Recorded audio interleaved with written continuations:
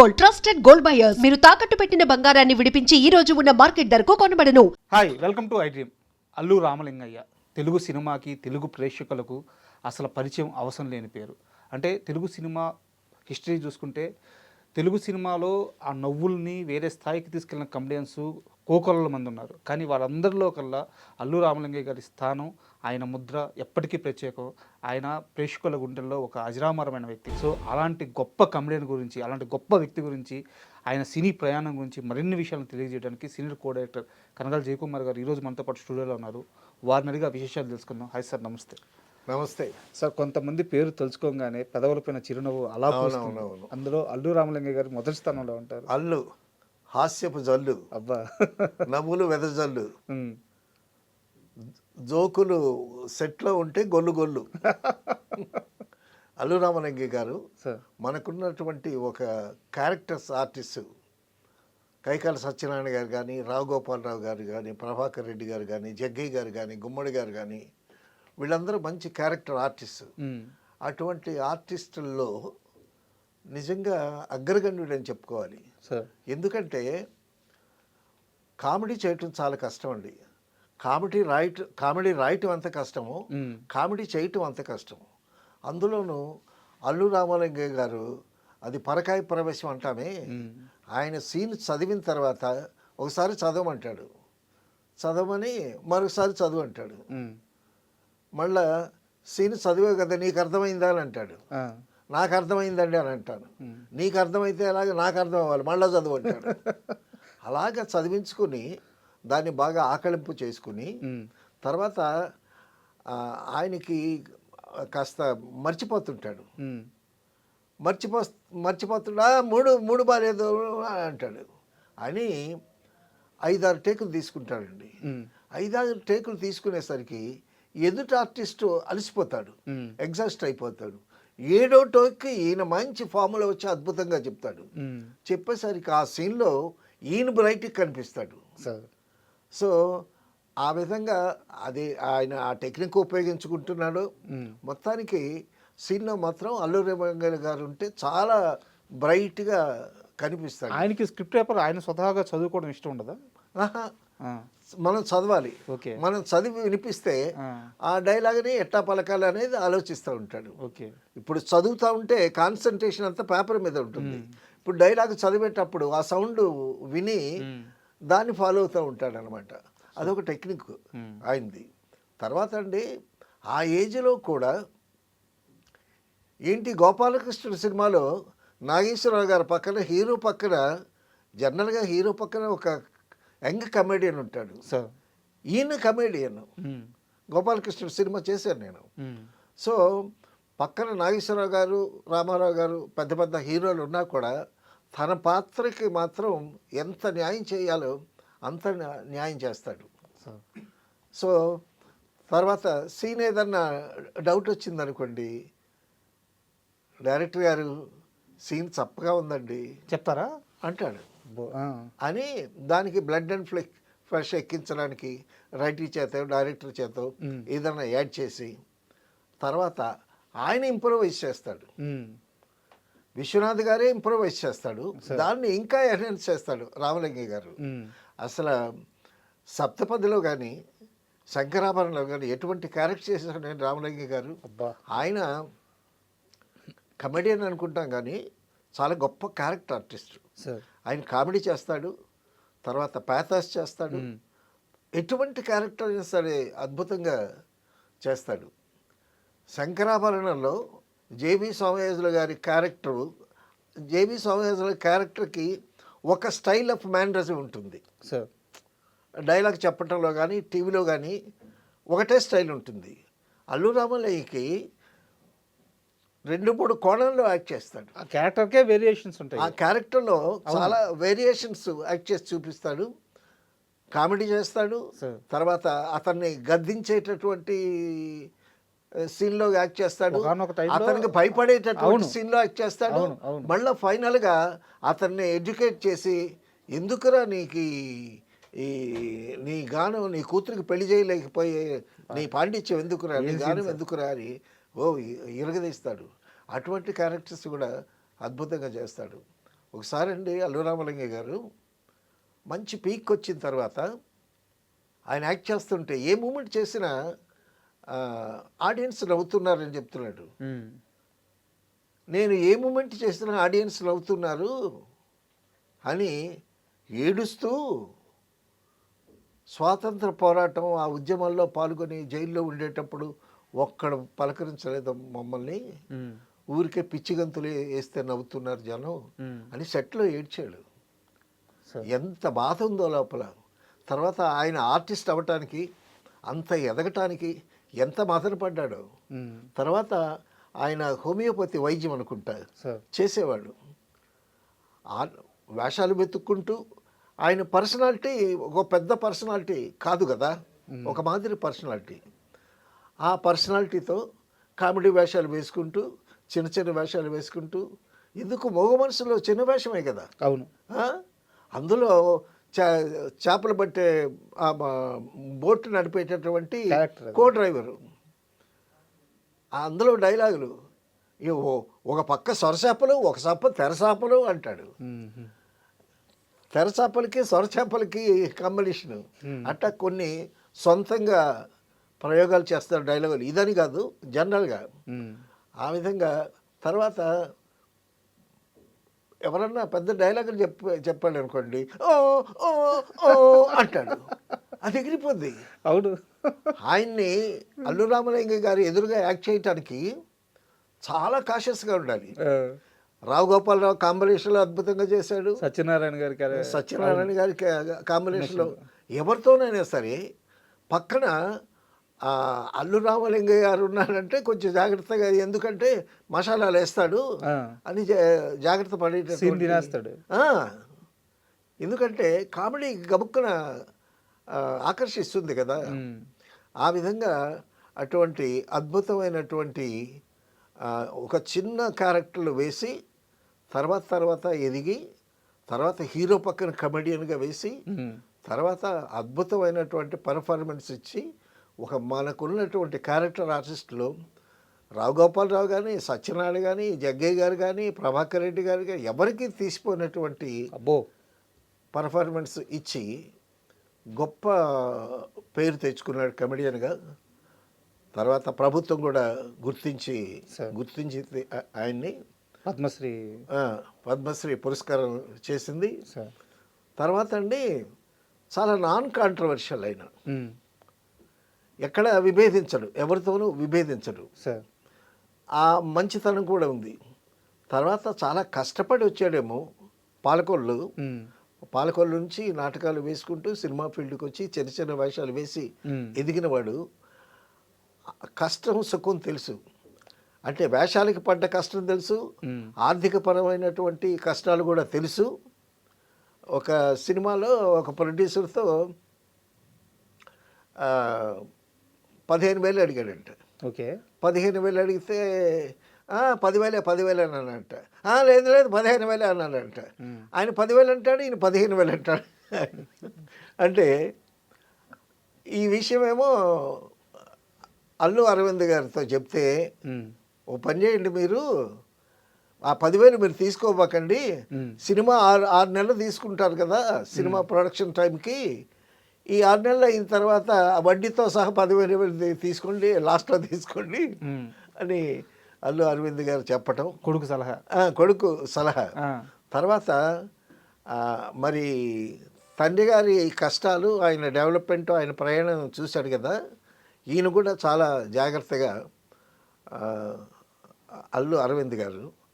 So Allu Ramalinga గారు ఎదిగిన క్రమంలో తర్వాత చిరంజీవి గారితో సినిమాలు తీయటం, చిరంజీవి గారిని చూడటం. ఇక్కడ ఒక విషయం చెప్పాలి, నేను క్రాంతి కుమార్ గారి దగ్గర పనిచేశాను కదా. క్రాంతి కుమార్ అంటే బాగా ఇష్టం అల్లు రామలింగ గారికి. తర్వాత క్రాంతి కుమార్ గారు చిరంజీవి గారితో సినిమాలు చేశాడు, ఎంకరేజ్ చేశాడు. చేసి రోజు ఉదయం ఫోన్ వచ్చేది. ఫోన్ వస్తే బాబు జయబాబు అనేవాడు, జయబాబు అనేవాడు నన్ను. బాబు జయబాబు, ఏంటండి క్రాంతి గారు ఉన్నారా? ఉన్నారండి, ఒకసారి క్రాంతి గారికి ఇస్తావా అంటే క్రాంతి గారికి ఇచ్చాయి. సరే మాట్లాడుకున్నారు. మరుసటి రోజు కూడా మళ్ళా జయబాబు క్రాంతి గారు ఉన్నారా, క్రాంతి గారికి ఇస్తావా? ఇస్తానండి. మాట్లాడుకున్నారు. రోజు రోజు ఫోన్ చేస్తుంటే ఏయ్ ఆ ఫోన్ వస్తే నాకు ఈ బాకాలు అన్నాడు ఆయన. క్రాంతి కుమార్ గారు. ఎందుకంటే అప్పుడే చిరంజీవి గారు ఎదుగుతున్నాడు. సో చిరంజీవి గారిని అల్లుడిగా చేసుకోవటం కోసం ఓకే, క్రాంతి గారిని సలహా అడగటం అనమాట. మంచి చెడు తెలుసుకోవడం. మంచి చెడ్డు తెలుసుకోవటం. ఏంటి ప్రతిసారి చిరంజీవి మంచివాడేనా నన్ను అడుగుతాడు.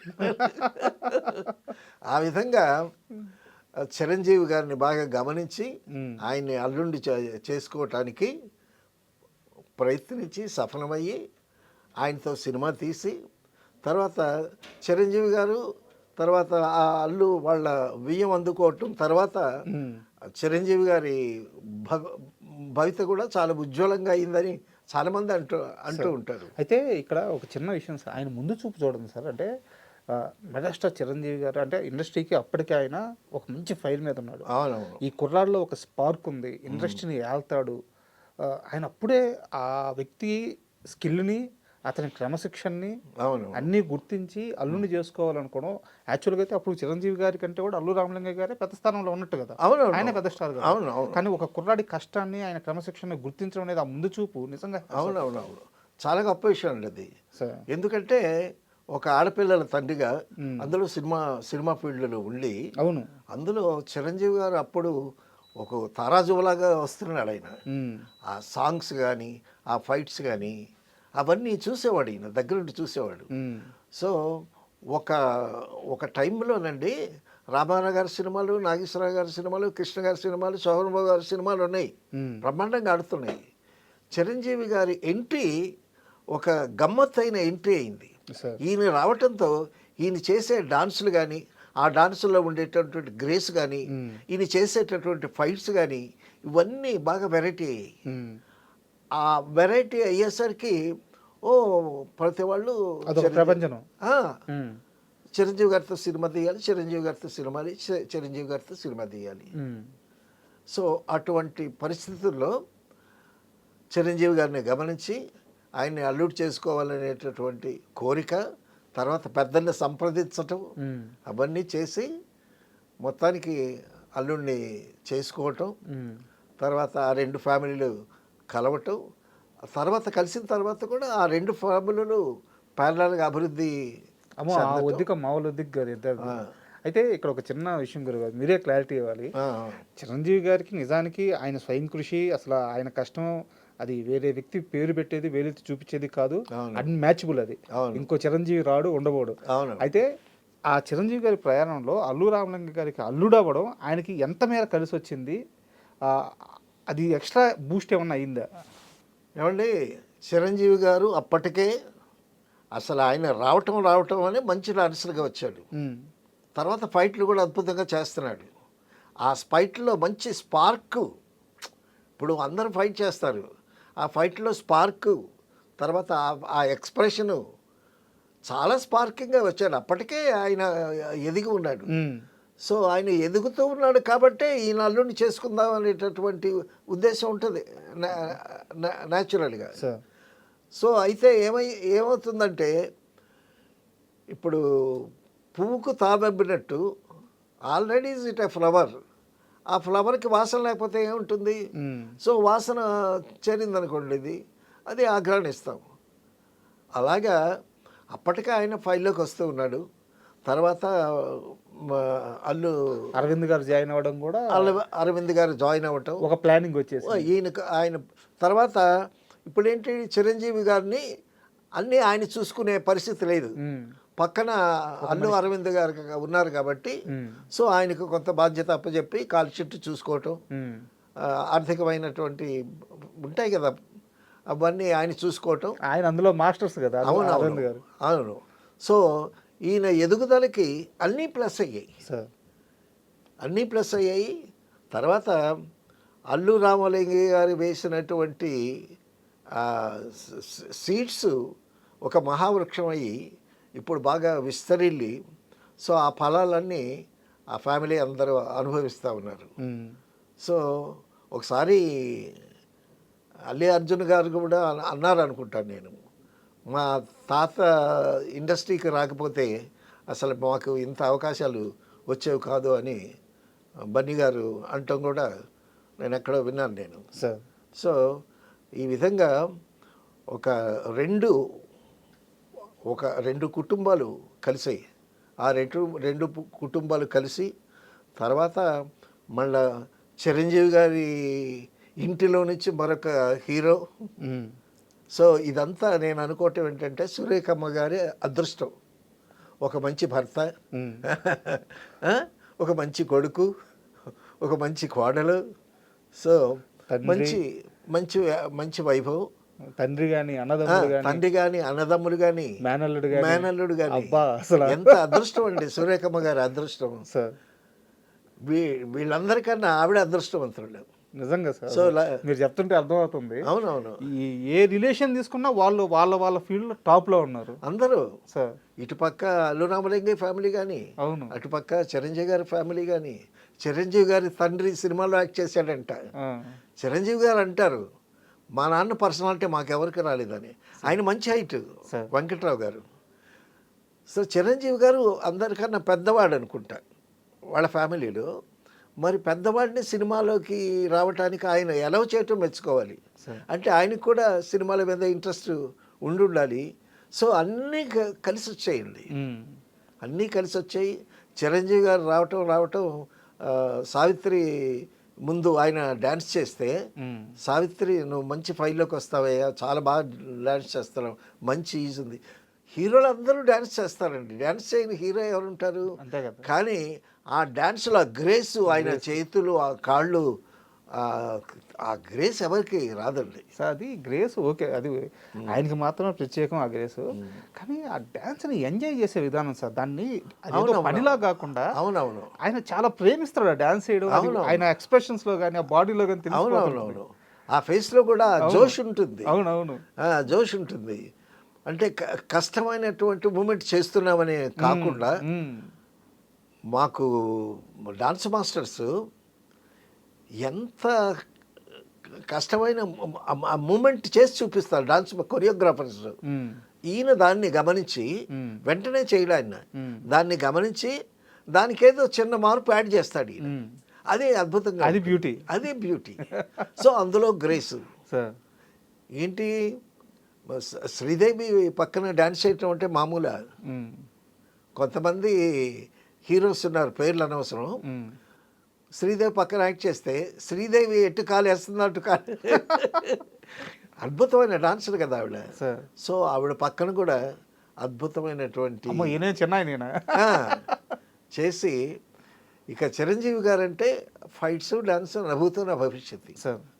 సో అది నిజంగా అంత భవిష్యత్తును చూశారు అల్లు రామలింగయ్య. అవునవును. అయితే అల్లు రామలింగయ్య గారి గురించి మాట్లాడుకుంటూ రావుగోపాలరావు గారు, సత్యనారాయణ గారి కాంబినేషన్ గురించి ఇంకాస్త సేపు మాట్లాడుకోకపోతే నిజంగా తప్పు అవుతుంది. అవునవును.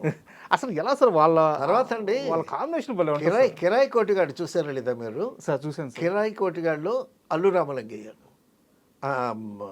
రావు గోపాలరావు గారు. రావు గోపాలరావు గారు పక్కన కాదు, ఆపోజిట్ క్యారెక్టర్స్. అస్సలు ఏమి చేశాడు రావు గోపాలరావు గారు, కనిపించలేనంత అద్భుతంగా చేశాడు ఈయన. ఆ తర్వాత సప్తపదిలో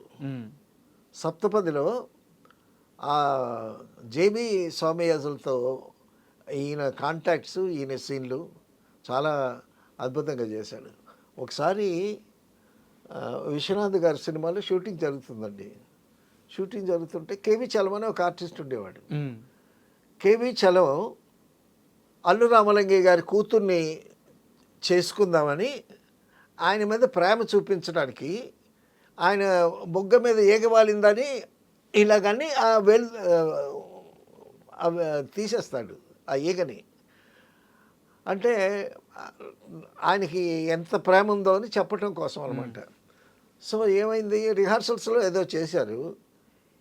మరి ఇక బుగ్గ మీద ఈగ వాలిందని అంటే మరి ఇట్లా కొడితేనే కానీ అది చావదు కదా.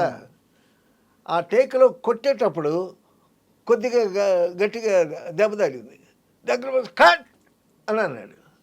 అని అంటే విశ్వనాథ్ గారు ఏందా ఏంటి ఏమైంది ఏంటి అని అన్నాడు. ఏమైందంటాడు ఏంటండి, కొట్టాడండి అని అన్నాడు. కొడితే ఏమైంది, ఏ కొంప మునిపోద్దాడు, ఆడేవాడండి కొట్టడానికి, మీరు కొడితే ఊరుకుంటారు కానీ అనేసరికి విశ్వనాథ్ గారు కామైపోయారు. చూసుకోవాలండి, కొట్టాలి సీన్లు వస్తాయి, తనే సీన్లు వస్తాయి. ఆ సీన్లో తనమని కొట్టమని ఉందని నిజంగా కొట్టేస్తారా? ఆర్టిస్టులు అంటే మరి జాగ్రత్తగా ఉండాలి అని పక్క వాళ్ళకి సలహాలు ఇవ్వటం. కానీ వాళ్ళిద్దరి మధ్య అనుబంధం చాలా బాగుంటుంది, కేసునాథ్ గారి మధ్య, రామలింగయ్య గారి మధ్య. అది అంటే నా లాంటి చిన్నవాడికి కూడా అది ఎలా తెలిసిందంటే, అంటే నేను అనుకోవడం ఇండస్ట్రీ అల్లు రామలింగయ్య గారి మొత్తం ఆయన వాడుకున్న విధానం ఒకటి, అవును, ఓన్లీ విశ్వనాథ్ గారు మాత్రం ఆయన వాడుకున్న విధానం ఒకటి సార్. అవును, ఎందుకంటే ఆయన ఎప్పుడు కూడా కమెడియన్గా చూడలేదు విశ్వనాథ్. అవునవునవును, గొప్ప గొప్ప పాత్రలు ఇచ్చారు, గొప్ప ఆర్టిస్ట్ ఆయన. ఆయన ఎంత ఆర్టిస్టు. తర్వాత అండి అల్లు రామలింగయ్య మీద ఒక ప్రేమ గౌరవం ఉంది ఆయనకి, విశ్వనాథ్ గారికి. అందుకే ప్రతి సినిమాలో తీస్తాడు. ఇప్పుడు మిక్స్డ్ ఎమోషన్స్ క్యారెక్టర్స్ చేయాలంటే అల్లు రామలింగయ్య గారి. తర్వాత అండి అల్లు రామలింగయ్య గారు అంటే ఆయన నాన్ కాంట్రవర్షియల్ మనిషి. ఎవరికి ఇష్టం ఉంటుందండి, అంతే కదా. బాపు గారు ముత్యాల ముగ్గులో కోతి వేషం యాక్ట్ చేస్తాడండి ఆయన. అసలు కోతైనా అలా చేయగలదా? హనుమంతుడు రెఫరెన్స్ అది, హనుమంతుడు రెఫరెన్స్ క్యారెక్టర్ కోతే కదా. అంతే అంతే. అసలు ఎంత అద్భుతంగా చేశాడు, అసలు ఆశ్చర్యం అన్నమాట. ఇటువంటి ఆర్టిస్టు ఆ కామెడీ చేయటం వేరు, కామెడీ పండించడం వేరు. సో అలాగ పండించేటటువంటి ఒక గొప్ప స్కిల్ అల్లు రామలింగయ్య గారితో. ఆయన ఎందుకంటే క్యారెక్టర్ని బాగా జీర్ణం చేసుకుంటాడు. ఆయన క్యారెక్టర్ని బాగా జీర్ణం చేసుకుంటాడు. డైలాగులో 1కి 4 సార్లు చదివించుకొని అప్పుడు రెడీ అవుతాడు యుద్ధానికి సిద్ధమయ్యేటటువంటి యోధుల్లాగా. ఆయన కొన్ని సినిమాల్లో పాటలు కూడా ఉన్నాయి సార్ ఆయన మీద. అయ్యో ముచ్చాలు వస్తావా అడిగింది ఇస్తా, ఆయన మీద పాటలు పెట్టారండి. అవును, ఇది జమీందార్ గారు అమ్మాయి ఎందులోనూ ఈయన కోసం ప్రత్యేకంగా పాట రాసి ఆ పాటలు పెట్టి, పాటల్లో కూడా ఆ పర్సనాలిటీతో కూడా డాన్స్ చేస్తాడండి ఆయన. చాలా రిథమిక్గా ఆ మ్యూజిక్ సెన్స్ కూడా ఉందని డెఫినెట్గా చెప్పుకోవాలి సార్. అయితే ఆయన చాలామందికి తెలియని విషయం ఏంటంటే, ఆయన ఈ సినిమాల్లోకి ఈ ప్రయాణం స్టార్ట్ చేయకముందు ఫ్రీడమ్ ఫైట్లో కూడా ఆయన ఇన్వాల్వ్ అయ్యారు, ఆయన ఫ్రీడమ్ ఫైట్ కూడా చేశారు అని చెప్తారు. అవునవును సార్. అదే సమాజం పట్ల ఆయనకి ఒక పూర్తి అవగాహన ఉంటుంది, దేశం అంటే బాగా ఇష్టము. అవునవును, ఇది ఈ పార్శ్వం అల్లు రామలింగయ్య గారిలో ఈ పార్శ్వం చాలా మందికి తెలియదు అని చెప్తారు సార్. అదే ఆ పార్శ్వం ఉండబట్టే సార్ ఏం పిచ్చి గంతులు వేసినా సరే జనాలు నవ్వుతున్నారు. దేశం కోసం మేము పడ్డప్పుడు, మమ్మల్ని జైల్లో పెట్టేటప్పుడు మమ్మల్ని ఒక్కడు చూడలేదు. అది కదా ఇంపార్టెంట్. అది కంట తడి పెట్టుకునేటటువంటి మంచి వ్యక్తి సార్. అయితే ఆయన ప్రస్తావన వచ్చినప్పుడు నాకు ఒకటి అనిపిస్తుంది సార్, ఆయన జీవితం అంతా కష్టపడ్డారు సార్. కష్టపడి ప్రతి రూపాయి సంపాదించుకున్నాడు, వచ్చిన పేరు అంతా ఆయన కష్టమే. కాకపోతే ఆయనలో ఒక రవ్వంతా అదృష్టం కూడా ఆయనకి ఎక్కువ అనిపిస్తుంది సార్. ఎందుకంటే ఇది మళ్ళీ నీట్గా క్లియర్గానే చెప్తాను. ఆయన సినిమాలు చేసేటప్పుడు ఓ నందమూరి కుటుంబం, ఒక సీనియర్ ఎన్టీఆర్ గారు, ఒక అక్కినేని కుటుంబం, ఒక నాగేశ్వరరావు గారు, వాళ్ళ ఫ్యాన్ ఫాలోయింగ్ కానీ, వాళ్ళ సినిమా స్థాయి కానీ, రేంజ్ కానీ అప్పటికి వేరు. ఈయనకి ఎంత పేరున్నా సరే కమెడియను, ఒక ఆర్టిస్టు, క్యారెక్టర్ ఆర్టిస్ట్. కానీ ఈరోజు చూస్తే సార్ ఆయన ఫ్యామిలీ, ఆ లెగసీ, ఆయన మనవడు ఈ స్థాయికి వచ్చేసాడు సార్. అక్కడి నుంచి ఆయన మనం ఈరోజు పాన్ ఇండియా హీరో. అవును, ప్రపంచంలో ఎక్కడికి వెళ్ళినా అల్లు అనేది ఒక బ్రాండ్. ఆయన వేసిన పునాదులండి సార్, అటువంటి పునాదులు వేశాడు ఆయన. ఆ పునాదుల మీద అది ఒక మహా విశాలమైన పెద్ద భవనం అయిపోయి, ఆ భవనంలో చాలా చక్కగా ఎంజాయ్ చేస్తున్నారు. అల్లు రామలింగ అనే పేరు ఆయన కష్టపడి దానికి ఒక స్టార్డమ్ మధ్యతే ఆయన మనవడు దాన్ని బ్రాండ్ చేసేసాడు. డెఫినెట్గా సార్. అది అందులో నేషనల్ బెస్ట్ యాక్టర్ అవార్డు రావటం అనేటటువంటిది, మరి అంతమంది హీరోలు ఉండేటప్పుడు అవార్డు రావటం అనేది మామూలు విషయం కాదు కదా. అసలు అల్లు అర్జున్ గారు బెస్ట్ హీరో అవార్డు వచ్చిందని అనౌన్స్ చేసేసరికి అందరూ అసలు ఆశ్చర్యం పడ్డారు. సార్ అంటే అంత పర్ఫార్మెన్స్ ఇవ్వబట్టే వచ్చింది అది పుష్ప సినిమాకి. సార్ సో అంటే ఎక్కడి నుంచి ఎక్కడ దాకా ఆ ఫ్యామిలీ ప్రయాణం, ఎక్కడ పాలకొల్లు, ఎక్కడ ఒక సామాన్యమైన అల్లు రామలింగయ్య, అవునవునవును. ఎక్కడ ఇప్పుడు అల్లు అనేది ఒక బ్రాండ్, ఇప్పుడు అల్లు అర్జున్ రేంజ్ ఏంటి, ఆ ఫ్యామిలీ ప్రయాణం చూడండి సార్. తర్వాత అల్లు అర్జున్ గారు కూడా బిగినింగ్ వేషాల్లో బిగినింగ్ క్యారెక్టర్స్ వేసేటప్పుడు పెద్ద ఎవరికి నమ్మకం లేదు. సార్ మరి ఆయన డాన్స్ మీద కానీ యాక్టింగ్ మీద కానీ ఎంత కృషి చేసి ఉంటాడు. మరి కొరియోగ్రాఫర్ని పెట్టుకుని ఆ మూమెంట్స్ అన్నీ వాళ్ళ చేత చేయించి ఏ కొరియోగ్రాఫర్ మూమెంట్ బాగుంటుందో ఆ మూమెంట్ తీసుకుని దాన్ని బాగా ప్రాక్టీస్ చేస్తాడంట. సార్ అంత శ్రమ ఆయన కూడా చేశాడు. సో అంత శ్రమ ఆయన చేశాడు, బలమైన పునాదులు పడ్డాయి.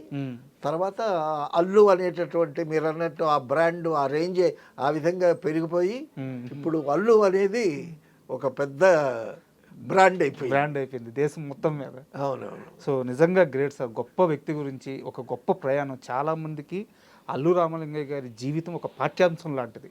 ఎక్కడి నుంచి మొదలై ఎక్కడికి ఎదగాలి, ఫ్యామిలీని ఎలా ఏ స్థాయిలో పెట్టాలి, ముందు చూపు ఎలా ఉండాలి, ఇదంతా నిజంగా గొప్ప.